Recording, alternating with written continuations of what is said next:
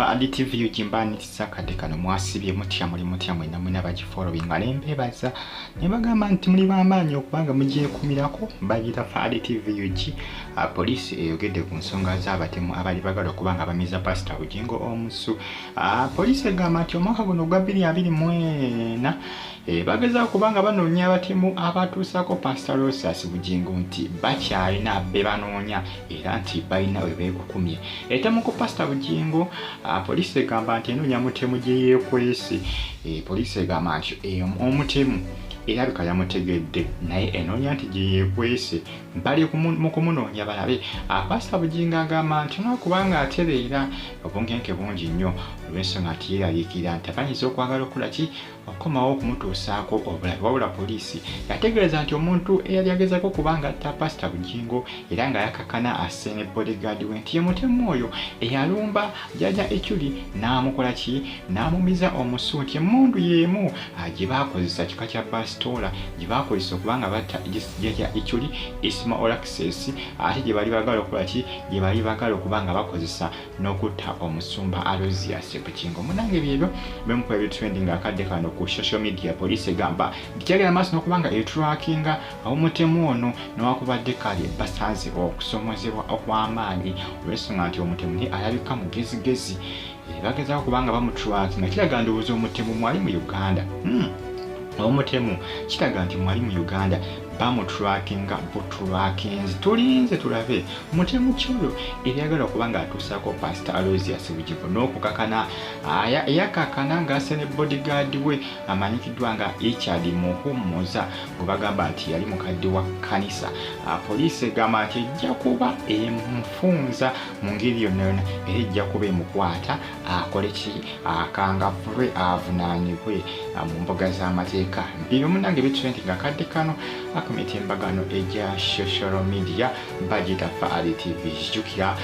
munange omwaka ogujja ng'ennaku z'omwezi 2 January tujja kuba tuweza omwaka mulamba bukyanga omusumba Aloysius Bugingo alumbibwa jjukira Pastor Bugingo yalumbibwa ng'ennaku z'omwezi 2 January omwaka guno gwa 2024 omwaka tegugwa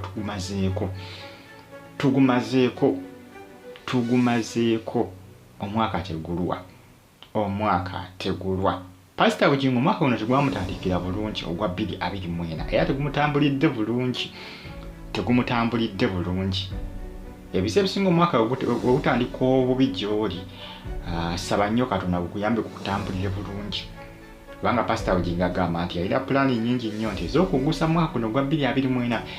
tezigguse nga bwe yali azisuubira era n'ategeeza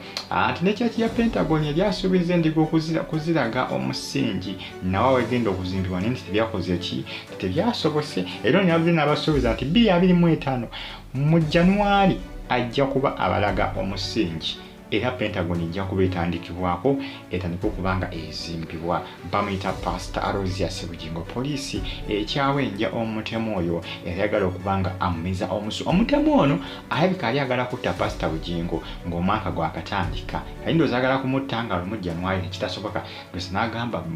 nga bbiri nteeka okukunyiga era byagaana tibyayitamu niyakakana akoze eki yakakana ase bodyguard we oba driver we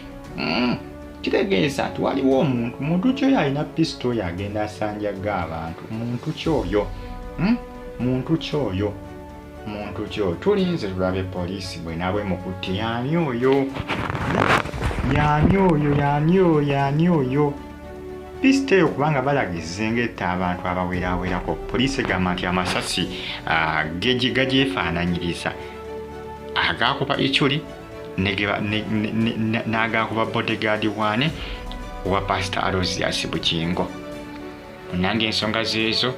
ezimu kuza trending akadde kano ku social media nankubadde bangi abava nga bemulugunya kubanga basengeja statement z'omusumba Aloysius Bugingo poliisi ava negamba nti katusooke tulabe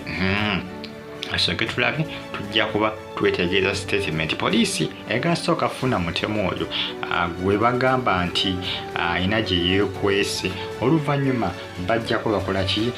Bajja kuba balaba ku statement z'omusumba Bugingo ze yabawa, kubanga bamukubira tewaliwo CCTV camera nti oba oliawo poliisi enalaba bukiriipu, kubanga abasinga bakola ki? Abasinga bawakanya ekyo ekyaliwo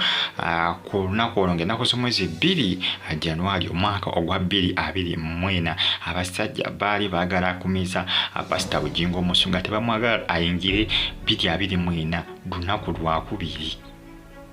nga lumu yali mulamu, nga 2 baali baagala omwaka ogwa 2024 gubeeremu olunaku lumu lukka ne byagaana. Diiru yagaana. Kiraga ndowooza Omuteemu ndowooza Pastor Bugingo oba oliawo eyakasimatuka yeka ndowooza